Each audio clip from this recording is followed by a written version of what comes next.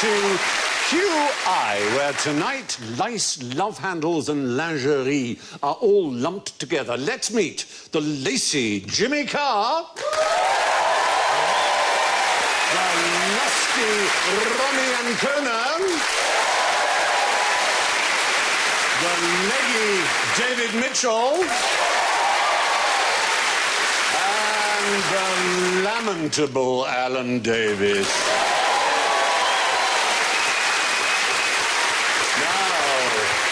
Before we even begin with the first question, one of your buzzers has been investigated by the FBI. Let's listen to all of them and see if you can get some early points by guessing which one. Jimmy goes...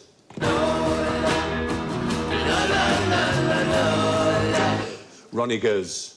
Lay, lady, lay. Lay across my big breast bed. David goes...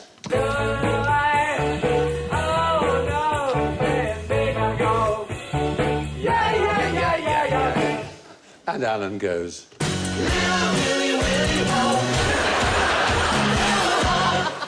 So we got Little Willie Really Won't Go Home. Your song, do you recognise it?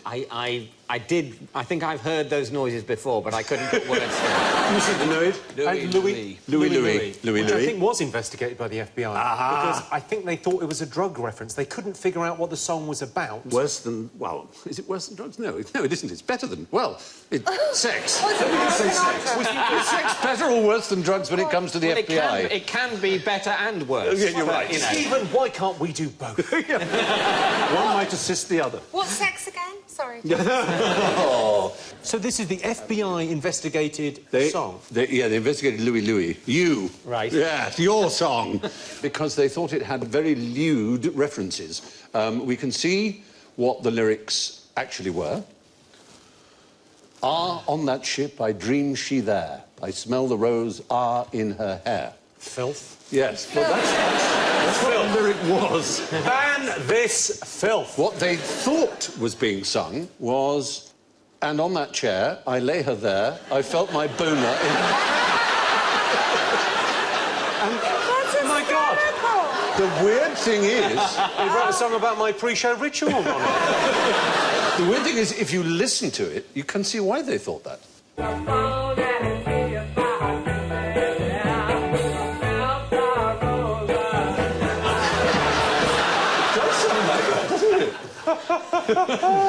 So they investigated it, played it slowly, and they explained exactly what the lyrics were. It's one of those effects where if you actually look at the right lyrics and hear it back again, it does seem... Oh, yes, I see what the words are. It says more about them than it does about the artist. Exactly. You're so right. Well, that's early points, then, for Jimmy Carr, who got that the FBI investigated no lyrics.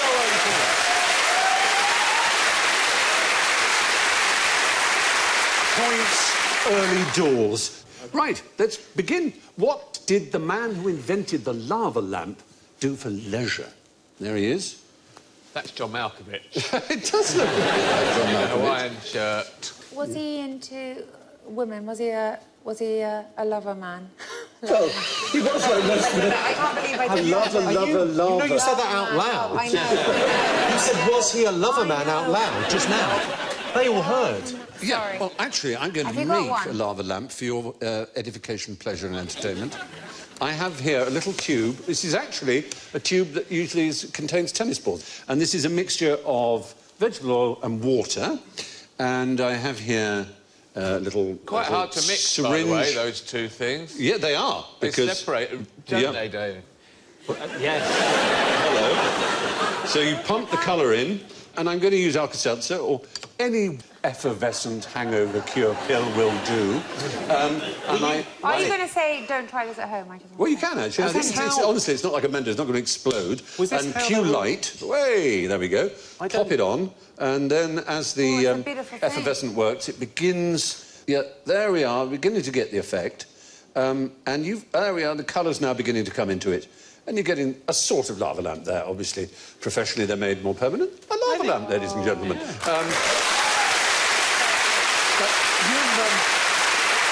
you've all got the equipment, as it were, so you can make one yourselves. So exciting. Aren't you lucky? Yeah, Already, so we've begun with the thrilling excitement. Awesome. Will the show have to pay something to the format holders of the Generation Games? I'd like to play. It is a bit generation game, you're right. Let's just... What do we do with that? We Yeah, inject colour in, I think. Inject colour. You've all got different colours to make it thrilling. Oh, it's a love. Don't Like put that. too much of the effervescent hangover cure. I put all of it in. Okay. Did you? Oh, you did. Slightly Don't put too many manic, pills in. sort of... And now just put a little of the... No, Yeah, put just a loads little, in. It's just put a brilliant. little in, yeah. Look at your bullshit lava Mine lamp. is dry. Your lava lamp is... Hey! Well, Give it, steal It's another one. happening. I It's all can feed happening in it. our corner. You see, when did it explode now? Hopefully. I can... No, you don't. No. You're no fun. Stick another one in. I'm This a house has gone responsible mental. adult. There has to be one on this programme. Look at all these little balls. I'm nervous of having Stop saying that. This genuinely reminds me so much of school. You said, don't put all the Alka-Seltzer in, and then Alan said, we're putting it all in as a result. And I've gone along with him, and now I'm frightened. You know the one in trouble.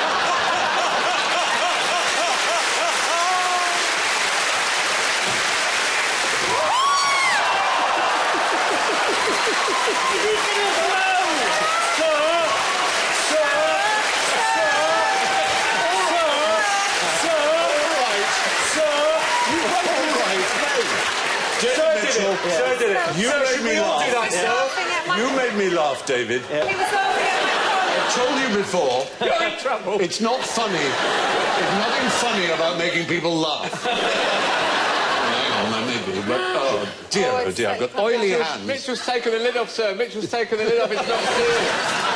This is most unfortunate. Are you...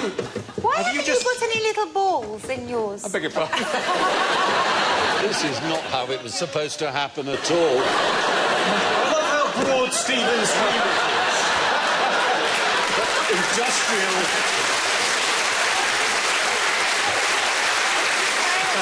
We all know why Aaron has industrial strength tissues. You're not supposed to do that. Right, everybody put their trays away. You've put sort of gunk all on the eye. Yeah.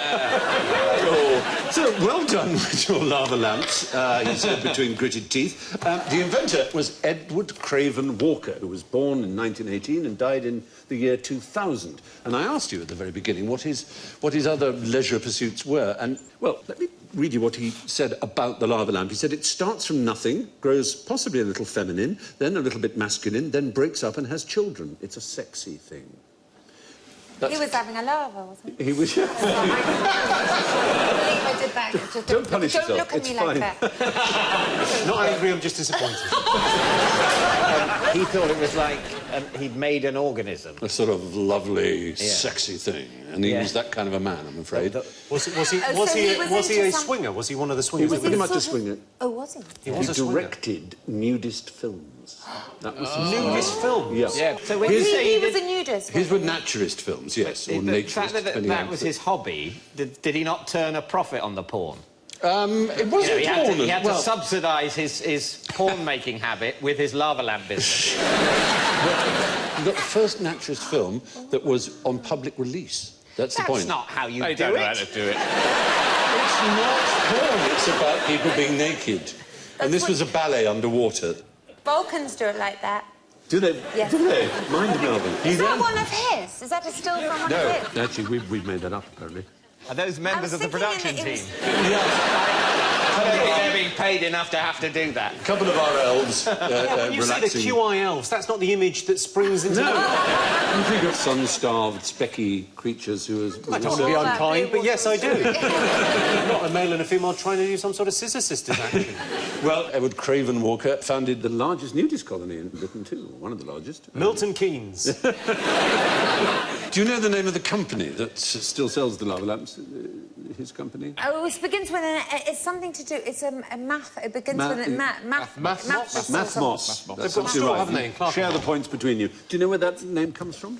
Mathmos. Yeah. It's a film starring Jane Fonda.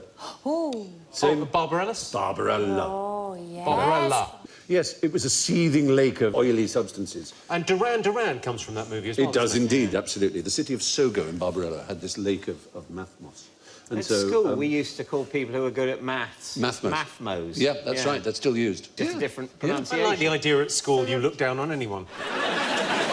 Good at maths, bloody idiots. No, I deemed it a term of respect. Were they calling you Wear Mathmos? your Mathmo badge with pride. And they did wear badges. Yeah. Did they? You did wear badges. You wore... I collected how many badges. did you? Oh. Yeah, because you go to, like, Warwick Castle and London Zoo, and in order for the Western economy to prosper, small children have to buy pointless objects. Buy all of these places. You could buy a bookmark, you could buy a paperweight... A pencil you could topper. Exactly, or you could buy a badge, and I always bought a badge, and that's how I expressed my personality.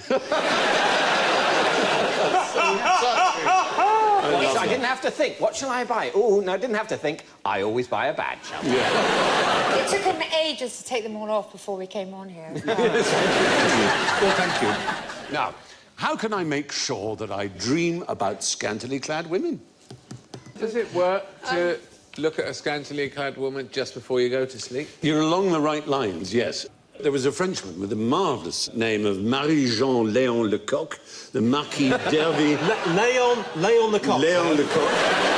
He was the Marquis d'Hervey de Saint-Denis, and he was a beardy old Victorian aristocrat, as you can see from this picture of him. There he is, with his medals. So you're going to say pervert. His technique... What are the medals for? He's looking at a scantily clad lady right there. One of those, I can tell you what they are. The first one, that he went to Warwick Castle. This one is London Zoo. That's a pencil topper. Very much the French David Mitchell of his age. So what was his technique for dreaming of scantily clad women? Well, what he would do is he would paint a scantily clad woman all day while chewing an orris root. Orris root is used in potpourris and in perfumes and such things. And then he would go to sleep, and his servant would place, while he was asleep, some orris root in his mouth, very gently. And this would summon up the memory of the scantily clad woman, and he would have what is known technically as a lucid dream, a dream which you're aware of and which you have a kind of control of, a bit like... Presumably it was an improvement for the servant on what he was previously asked to do. Imagine so. But there are ways you can do this for yourself without a servant, according to Richard Wiseman, who's written a new book called Night School. And one of them is you check your watch regularly, as much as you can, being absolutely sure to look at the numbers, the numerals on the watch, throughout the day. Right. And this is likely to cause you to dream of yourself looking at the watch when you're asleep. But you won't be able to see the numbers properly. And this forces you somehow to be aware that you're in a dream. You kind of know that you're looking for the numbers and that they're not there. And that kind of puts you in control in the sort of holodeck of your dream, as it were. I can see a very serious flaw in this man's plan. Yes. What happens if one day, when you're awake, you put on a watch that doesn't have numbers, just has little lines, and you look at it later in the day and you think, oh, brilliant, I'm in a dream. I can do what I like. I'm not really at work. The receptionist from work isn't really here. I can do what I like. It could be like Terry Thomas and call Sir Dennis an old buffoon. Exactly. People will be calling each other old buffoons all the time before you know it. I imagine in that scenario, you woke up in the office, you thought, oh, I'm in a dream. I imagine you would quietly get on with your work. I'm afraid I'm sad to say, but I think that's what would happen. Apparently 50% of us have had a lucid dream in that sense in our lives, and you're more likely to have one if you are a computer gamer as well, which is perhaps not surprising, spending your time in that sort of, you know, grand thefting. Now on to lingerie. Now, whom did your great-great-great-great-grandmother throw her pants at? How many Four greats and a grandmother. Great, That's grandmother. Yeah. So Victorian. If that's Scouse, though, that could be the 70s.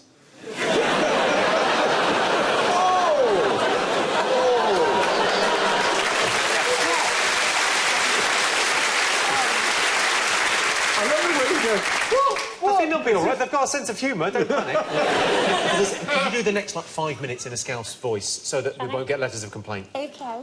Okay, then. What are you going to say? That's good. I want some chicken and a can of Coke. I can only do Scouts if I say, I want some chicken and a can of Coke. That's all they say, isn't it? Sorry, no. No, they've got a sense of humour. Let's get on to something... Disgraceful. Let's get on to Israel or something less contemporary.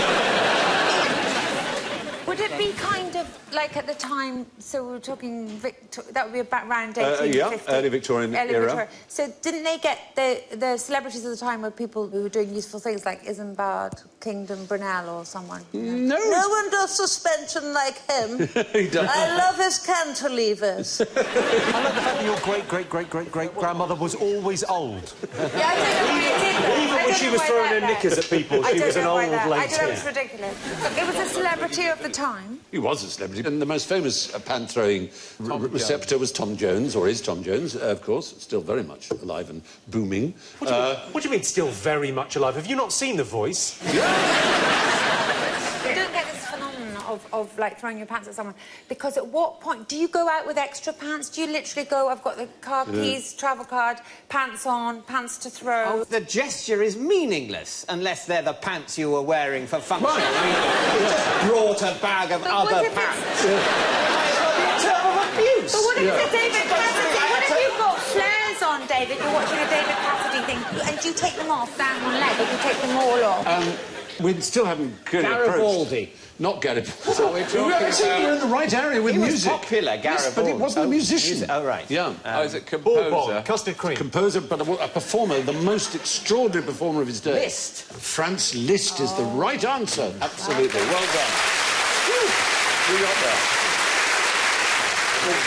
It looks more as if you've been attacked by a swarm of bees, but that is supposed to indicate ladies and their husbands trying to restrain them. These women, some of them fainting, throwing kisses. You can see they're absolutely rapturous. And they were completely astounded by this man, his virtuosity. Was he as good as Liberace?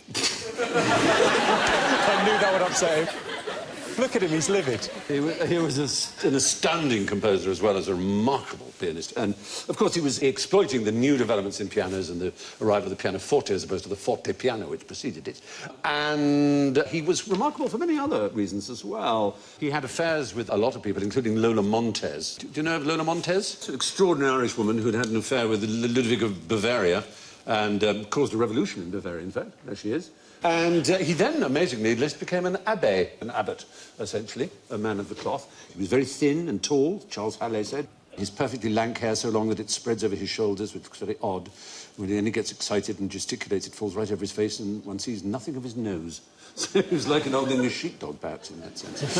He had Olga Janina, who was a former pupil with whom he'd had a fling, who pursued him all over Europe and eventually got so upset and hysterical that she stalked him and tried to stab him and commit suicide. So he really, you know, he was a star. I mean, a real star. It's a very odd thing, that. The idea that, like, the guy that killed John Lennon was such a huge fan of John Lennon. It's a very weird thing when people get so... Rich man kills the thing he loves. Let this be known. Brave man does it with a sword, the coward... How many fans have you got, Jimmy? Not enough to be worried. It's a lovely level of fame, a comedian, I think. People come up and tell you jokes all day, which is very pleasant, but no one's ever outside your house going, I made you a cake. There's always the Daily Mail, Jimmy. They're always outside. They're happy. Yeah.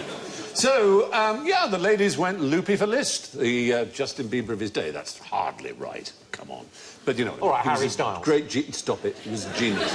Total genius. Now for a game of Spot the Leaf. I want you to tell me how many leaves are in this picture. Well, that's going to be easy. 6. Oh. Willingly. It's going to be 5 and a creepy crawly. 5 and a creepy crawly is creepy the right... crawly is the technical term. He is pretty good, though, isn't he? He is. He's very impressive. I mean, even the little sort of disease marks, and you'll see, we have actually film of him, he kind of waves in the wind like a leaf. Insects, of course, get eaten whole by birds, and so his strategy is to look like that, but the problem is he occasionally gets bits of himself nibbled by caterpillars. So it's kind of, you've got to be a bit careful with your looking like a leaf. Imagine the caterpillars live at his walking, I'm a vegetarian. Yeah. Well, that's it, exactly. So they take one bite and go, that's not what I wanted at all. What does he eat? Good point. I think he eats leaves. So he looks like his own lunch. Yes. would disturb me if I... Hoisted by your own petard. Somewhat, If definitely. I looked at myself in the mirror and I looked like some delicious mashed potato, you know, in a way I do. It doesn't do my self-esteem any good. Do you think he ever looks at his wife and goes, oh, she looks amazing? Tasty, yeah. Very tasty. I'm ravenous. It's Filidae, called walking leaves, or leaf insects, many other things. They're found in Southeast Asia and Australia. But we have also the satanic leaf-tailed gecko, which looks like an autumnal leaf. That is Isn't that extraordinary. good? Because it's in the dry, deciduous forests of Madagascar. And there it can he curls only up like a curled-up That's leaf. amazing. That's amazing. But can he only come out in autumn? Well, it's an interesting point. I've been to the deciduous forests of Madagascar, and it was in the summer, and there was so much dead litter on the ground. It's dry. They are dry forests. Yeah. So I think he's probably, all year round, it's kind of OK to be on this kind of, stuff on... There he is. Amazing, really. Either that or living in the 70s, he'd be fine, wouldn't he? Yeah. Or they don't exist and someone's drawn eyes on a leaf. It's worth considering that. Now, there's rather astonishing. There's a plant that's a master of disguise. See if you can spot which plant. Looks like a badger. I mean, I would say if it's trying to not look like a plant, it's failed. Does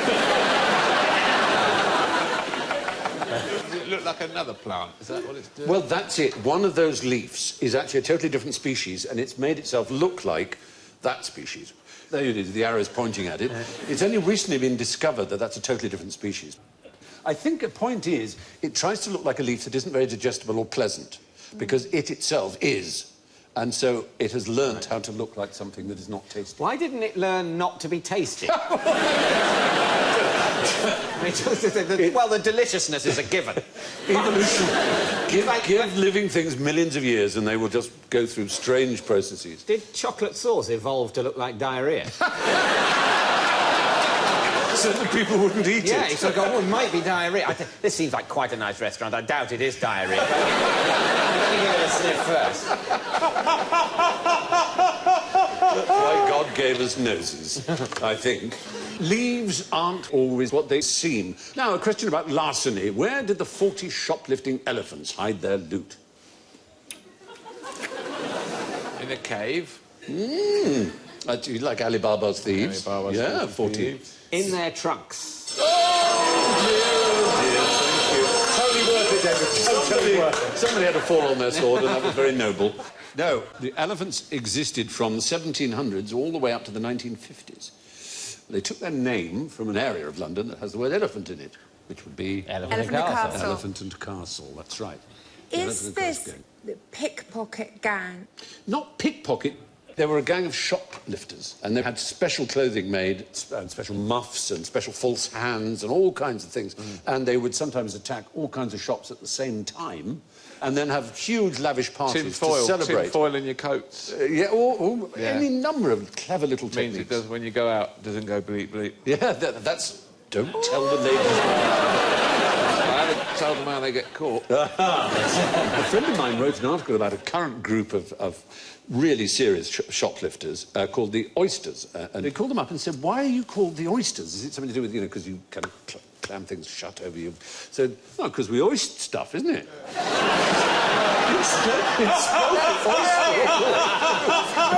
You had to go through a change to a global search and replace to hoister.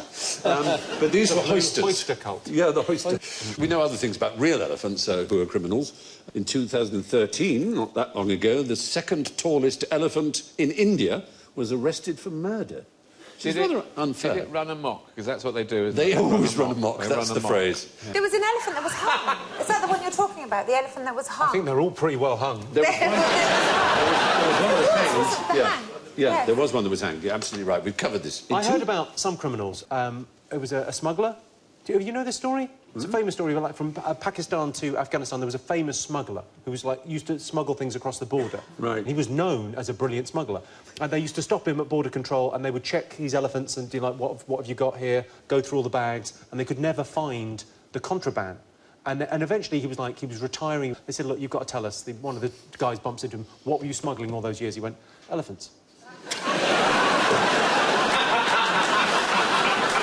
There's something about that that's entirely beautiful.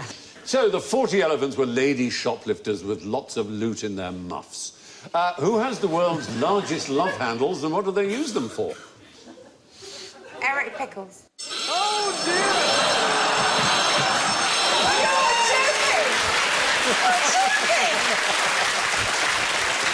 You see? Should we come on?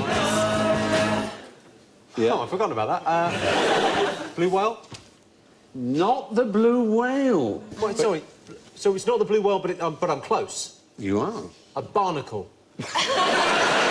Stay with cetaceous creatures. Stay with a mammal. It's a that whale. lives in the sea. It's a whale. It's a whale.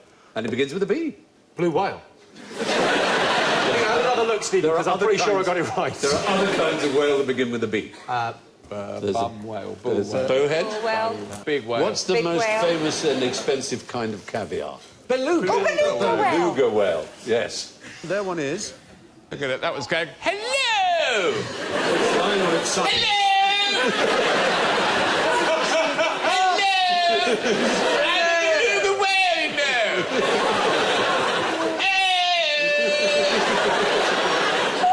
It is all I can do!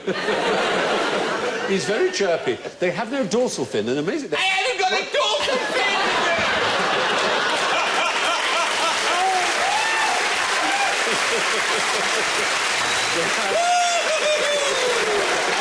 I don't feel the cold. I don't feel it. They don't because of their blubber. It's all the blubber. And they have midriff blubber, which they can Feel my control. left handles, baby. They control their love handles with special muscles, so that's how they move around, and that's how they, you know. That's how I roll. That's how they roll. Exactly right.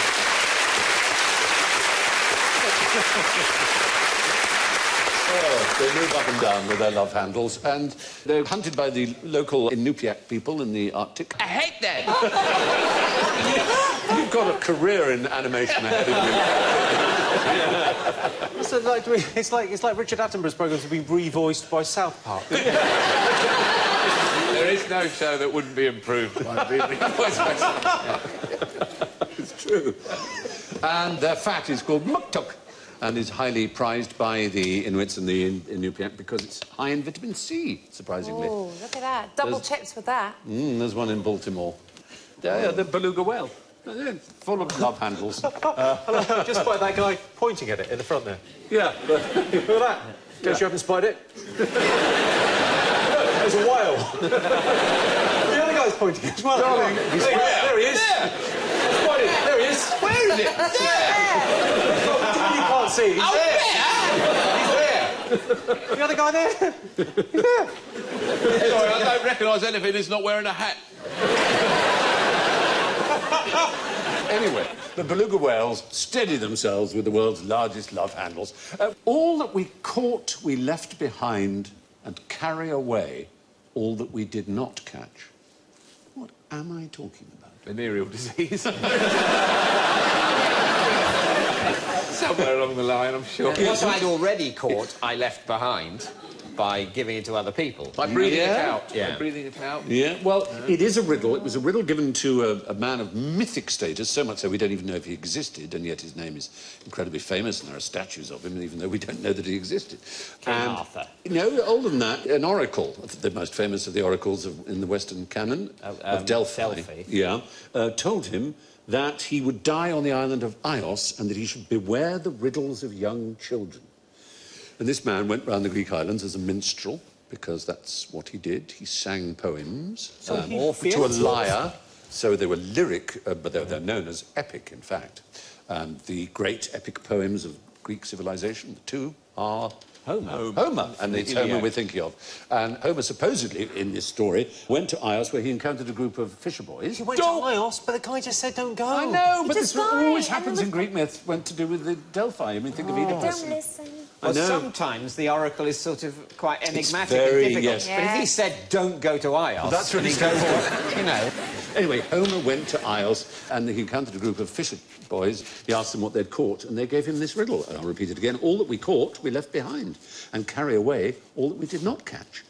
And he suddenly remembered Homer. Oh, my God, I shouldn't have asked riddles, and I'm on Ios. And maybe that's the thing about being cursed or having a prophecy, is that you stop concentrating. He slipped, cracked his head, died. Oh. Should have gone to Argos. They should have gone to Argos. You get everything there.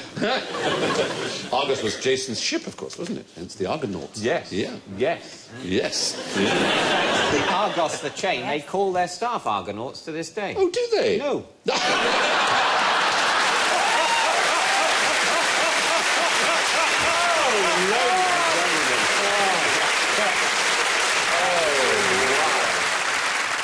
So I'm going to give you the, 2 riddles from the Essex book. Oh, by the way, what's the solution? I haven't given you the solution Yeah. I'm thinking of. The solution is lice. Lice, you see. You catch the lice in your hair, you leave them behind. Yes. And you carry away those you don't catch because they're stuck in your hair. The nits. Yeah, the nits, exactly. Those are The the nits worst yourself. fishermen ever. The nits. I know. But I've got the Essex book, one of the great Anglo-Saxon books. Oh, I've got an Essex it's riddle. filled with riddles. No, Exeter, sorry. Oh, sorry. So go on then with your Essex riddle. Go Now on, you go want to on. say it. How do you turn the lights on after sex? Open the Open car the door. So, moving way west, all the way to Devon, we're in Exeter. One of the great works of Anglo-Saxon literature, the Exeter books, written in the 10th century, contains more than 90 riddles, most of which are rather rude. Here's one. My stem is erect. I stand up over the bed, hairy somewhere down below.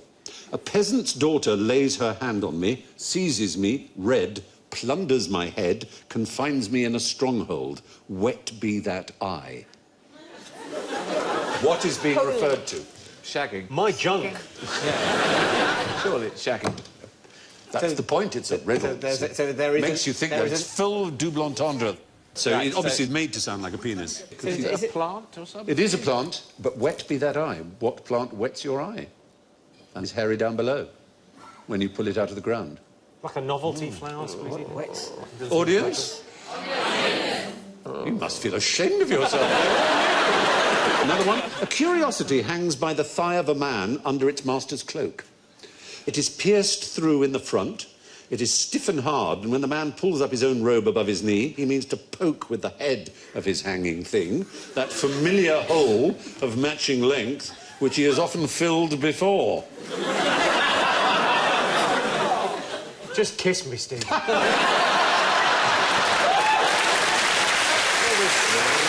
this messing around. Sounds like shagging again. It does actually. It hangs by his thigh. Is it Is a it hilt, keys? a hilt Is it of keys in a a hole? sword? Keys is the right answer. It's a key. It's a key. A curiosity hangs by the thigh of a man. These obviously hang by their belt.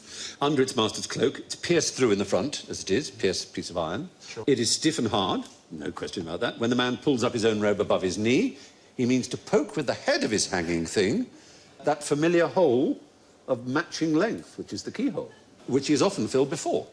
Because he's unlocked the door before. And it's a key. So much more Quite time clever. on their hands, didn't they? They did have time on their hands.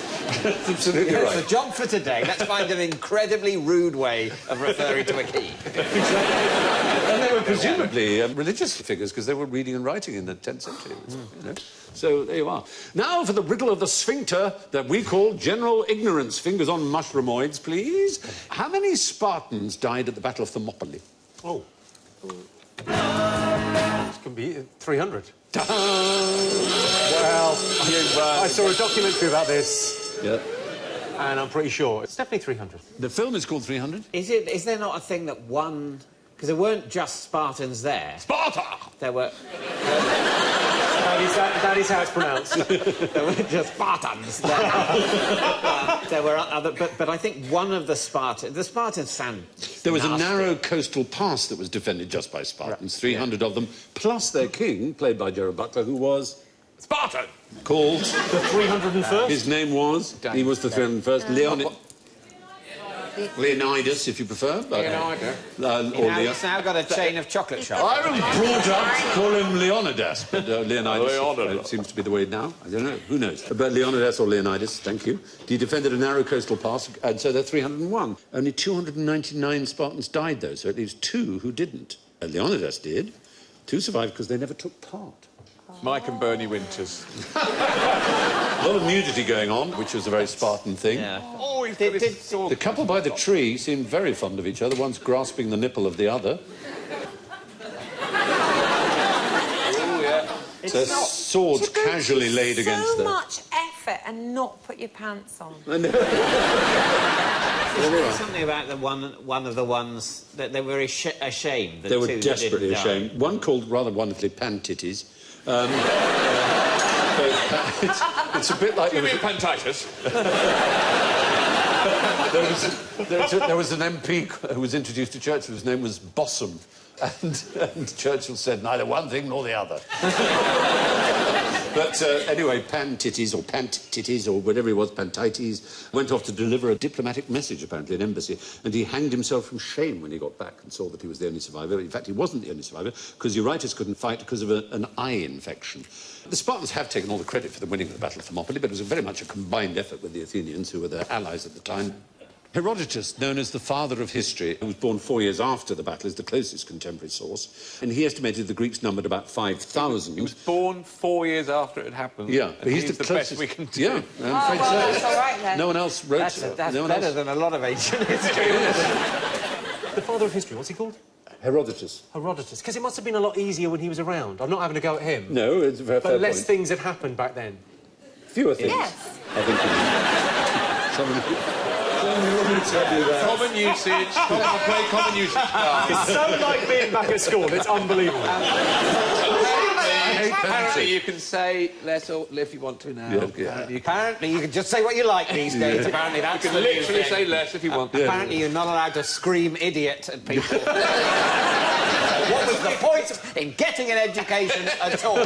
I know how to use the apostrophe. Apparently now it doesn't matter.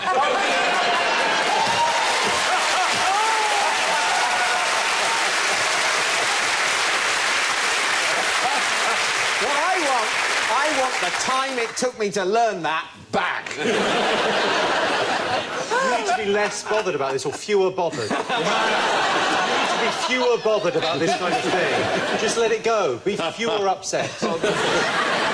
Now, what type of birds did the Birdman keep in his cell in Alcatraz? Is it a canary? A canary, or canaries. I can't believe I got a buzzer. I might be close, because last time I said 300 and it was 299. Yeah, I got one. Canary. Did he keep them in the cell? Did they come to the window? I can't remember the film now. It's Burt Lancaster, wasn't it? It wasn't allowed, is the right... Well done, audience. Very good. You weren't allowed birds in the cell, were you? No. But he was in his previous prison, which is why he was called the Birdman. And he ended up in Alcatraz, which is why I suppose he was called the Birdman of Alcatraz. But he was an amazing expert on canaries, so that was his bird of choice. And sparrows. I know, but he didn't keep them in 299, I was Alcatraz. one away. Canaries, I said canaries. And his name... What do you want from me? Do you know his name? Robert Franklin Stroud.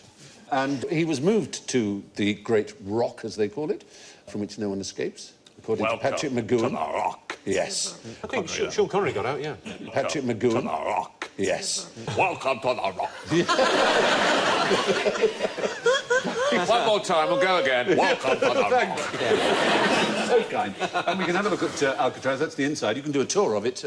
I've done a tour of it. Have you? It's great. I liked it a lot, but they used to put people in the cells. All the cell doors, they can open them from one end or they slide because they don't have doors that open. Yes, that's right.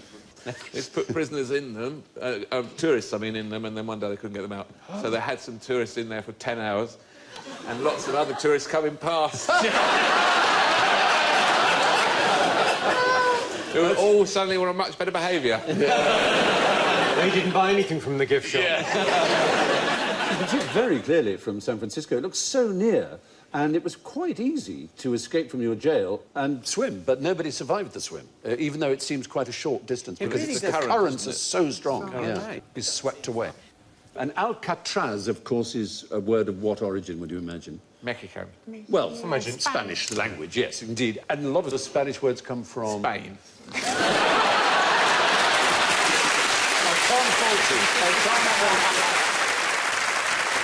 Owl. It begins with owl, so like Alhambra and... the Moors. The Moors. It's an Arabic word, from Arabic. And oddly enough, in Spanish, Alcatraz means gannets, seabirds, but it used to mean pelicans. So when they've called the rock Alcatraz, they were calling it after the pelicans. But the actual Arabic words mean something completely different, the sea eagle. So it's a strange thing. Alcatraz was the sea eagle, then it was used to mean the pelican by the Spanish, and then they changed it to mean the gannet. So, confusing, but that was how it changed its meaning. You were allowed hot showers in Alcatraz, but not cold ones. Why would that be? Hot showers, but not cold ones. No, because I don't know. It's so that you wouldn't be acclimatised to the cold water. Cold water. Yes. If you were going to be that determined, though, you wouldn't just sort of dip your foot I think and go, people do bit try. nippy. I think I'll go back in, actually. That was a mistake. Have they not done it now? You get these Iron Men that do these incredible probably- swims. I think someone must have done it. But some of the but they have prisoners who did special- escape were never found. So It was assumed, I it think, was to keep the assumed they were reputation. dead, but they may have escaped. Yeah. It probably suited everyone. Yeah, because they didn't want the myth of Alcatraz to die. Who was the first person to put stuff between two slices of bread and eat it? Lay, lady, lay. Lord Sandwich. Oh, what a shame. What a pity. You were doing so well. The Earl of Sandwich certainly gave his name to what we call the sarnie or the sandwich or the butty, all kinds of words for it. But Was it the Earl of Butty? we know that mankind has been making bread for 30,000 years, and it seems inconceivable that no human being decided to put something between two of those. So we're just assuming it just must have been ages ago. Well, yes, we do know for a fact that 1,200 years ago there was a Hillel the Elder, a rabbi in the 1st century BC, first person known to have made and eaten a sandwich. He started the Passover custom, putting a mixture of chopped nuts, apple spices and wine between two flatbreads. That's a Peshwari naan. Peshwari naan. It's No, you said One Peshwari. right now, wouldn't you? We're just mopping up the end. It's out the bag when it comes.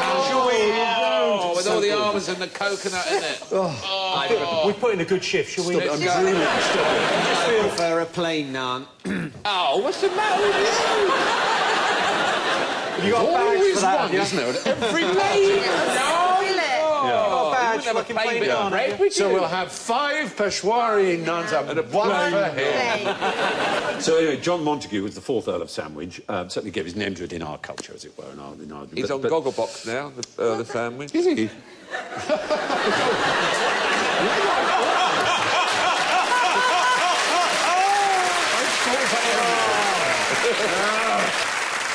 The idea was that he just called for it because he was very busy. Most people think gambling, because he was an inveterate gambler, though his biographer says actually he was very busy with his ministerial work. He was Postmaster General, he was First Lord of the Admiralty. Never mind all that. When he got together with Mr. Branston... When they got together, it was Moida. So, anyway, that's the last of the questions. Let's see who's Victor Ludorum. Oh, my actual God. I'm sorry to say, in last place with -29 is the girl of many faces and voices, Ryan Conan. In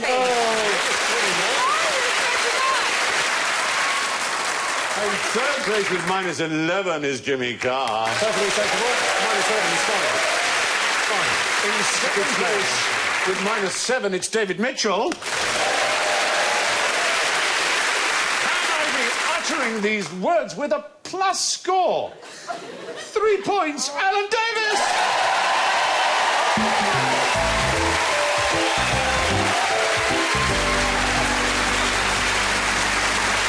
And that is all from Ronnie, Jimmy, David, Alan and me. And I leave you with the last words of Nancy Lady Astor. Waking up to find her bed surrounded by her entire family as she was dying, she said, "Am I dying? Or is it my birthday? Good night."